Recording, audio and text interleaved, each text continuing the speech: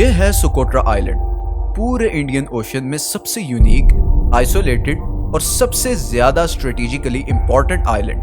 आम लोग शायद इसके बारे में कुछ ज्यादा नहीं जानते, मगर दुनिया के कई कंट्रीज, खासकर यूएई और सऊदी अरब की इस पे बहुत कड़ी नजर है। इस आइलैंड को एलियन आइलैंड भी कहा जाता है, क्योंकि यहाँ पर पाए जाने वाले दरख्त और पौधे पूरी दुनिया में कहीं नहीं पाए जाते। लेकिन ये तो बहुत छोटी सी वजह है जो इस आइलैंड को इतना खास बनाती है। असल वजह है इस आइलैंड की जोग्राफियाई लोकेशन, और इसी वजह से इसको the jewel of gulf of Aden भी कहा जाता है। यमन से तकरीबन 500 किलोमीटर दूर हॉर्न ऑफ अफ्रीका के पास वाक़ ये आइलैंड एक गेटवे है, जहां से पूरी दुनिया के 30% समुद्री कंटेनर्स गुजरते हैं। हर रोज तकरीबन 3 million oil barrels Persian gulf से निकलकर इंडियन ओशन में आते हैं। ये समुद्री जहाज अरेबियन सी को क्रॉस करते हुए गल्फ ऑफ एडन में आते हैं और फिर रेड सी में दाखिल होते हुए इस बाबल मंदेब को क्रॉस करते हुए सुएज कैनाल के जरिए यूरोप में पहुंच जाते हैं। तो जो भी इस आइलैंड को कंट्रोल करेगा वो असल में वर्ल्ड ट्रेड को भी कंट्रोल करेगा, और इसके साथ ही अफ्रीका पे भी नजर रख सकेगा,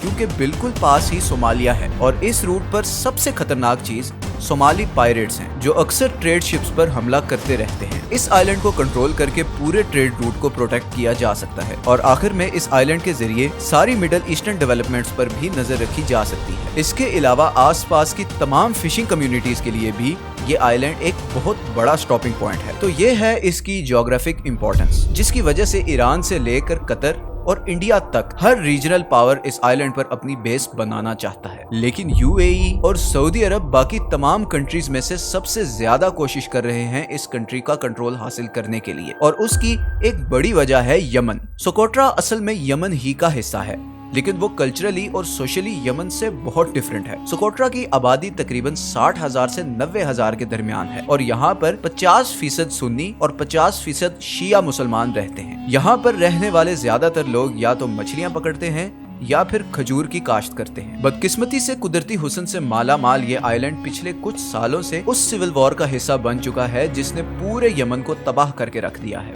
यमन की सिविल वॉर की बात करें तो इसकी शुरुआत तब हुई जब 2014 में हुकूमत मुखालिफ शिया ग्रुप अंसार अल्लाह ने यमन के कैपिटल सन्ना पर कब्जा कर लिया और प्राइम मिनिस्टर मोहम्मद बासिंदवा को रिजाइन करने पर मजबूर कर दिया। ये अंसार अल्लाह असल में वही ग्रुप है जिन्हें यमनी होसी बागी भी कहा जाता है। यमन वॉर एक बहुत ही कॉम्प्लेक्स टॉपिक है। ये एक प्रॉक्सी वॉर है। सादे अल्फाज में बात करें तो इस कॉन्फ्लिक्ट की असल डोरियां पर्दे के पीछे मौजूद कुछ और कंट्रीज के हाथ में है। एक तरफ अमेरिका और गल्फ कंट्रीज हैं जो प्रेसिडेंट हादी को सपोर्ट करते हैं, और दूसरी तरफ ईरान है जो होसी बागियों को सपोर्ट करता है। यमन एक ऐसी प्रॉक्सी वॉर की आग में जल रहा है जहां पे दुनिया की सुपर पावर्स अपने मकसद के लिए उसकी जमीन और लोगों का इस्तेमाल कर रहे हैं। इस टॉपिक पर हम फ्यूचर में एक वीडियो भी बनाएंगे। फिलहाल वापस आते हैं सोकोट्रा आइलैंड पे। तो सऊदी अरब और यूएई की सोकोट्रा को हासिल करने की एक वजह तो ये है कि वो होसी बागियों पर नजर रख सकेंगे, क्योंकि अभी रिसेंटली यूएई पर कुछ मिसाइल अटैक्स हुए थे जिनकी रिस्पॉन्सिबिलिटी इन्हीं होसी बागियों ने क्लेम की थी। तो यहाँ बैठकर यूएई बहुत आराम से ऐसे किसी भी अटैक को नाकाम बना सकता है, बल्कि इवन अगर इन होसी बागियों पर उसे मिसाइल अटैक भी करना पड़े तो यूएई के मुकाबले में यहाँ से हमला करना काफी आसान होगा। लेकिन ये सारी स्टोरी अब और भी इंटरेस्टिंग होने जा रही है। 2015 में सोकोट्रा आइलैंड में एक बहुत बड़ा तूफान आया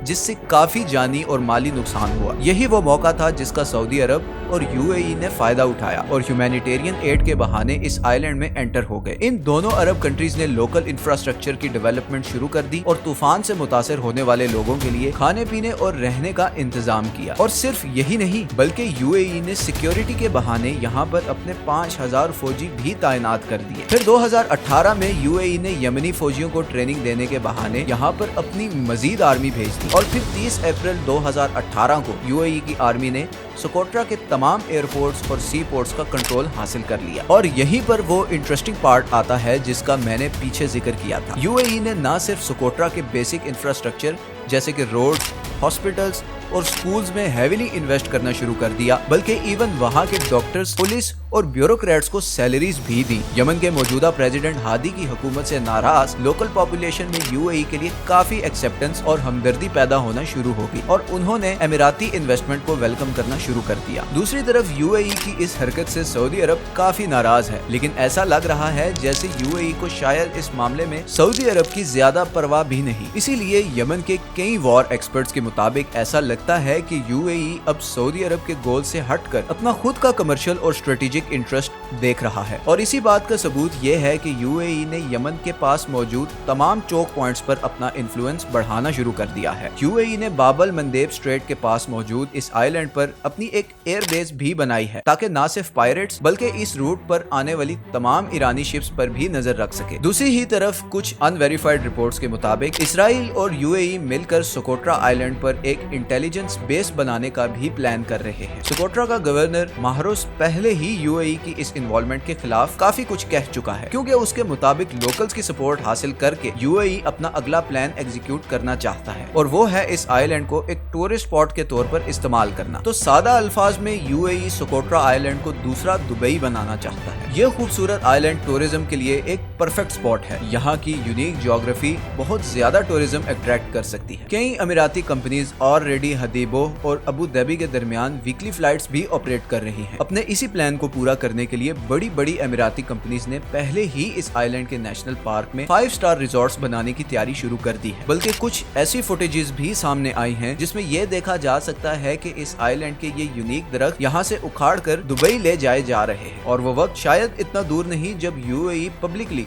सोकोट्रा आइलैंड को अपना हिस्सा अनाउंस कर दे। इस तमाम सूरत हाल में सोकोट्रा के इन करीब और सादा लोगों के लिए खुशखबरी है या खतरा, ये तो आने वाला वक्त ही बताएगा। हम उम्मीद करते हैं कि आप इस चैनल की वीडियोस को पसंद कर रहे हैं। ये हैं वो तमाम सोर्सेज जिनसे हमने इस वीडियो के लिए कंसल्ट किया है। अगर आपको ये वीडियो पसंद आई है तो इसे लाइक और चैनल को सब्सक्राइब जरूर कर दें। हमने अभी और बहुत सी इंटरेस्टिंग टॉपिक्स पर वीडियोस बनानी है, तो आपकी सपोर्ट बहुत जरूरी है। अपना ख्याल रखिएगा।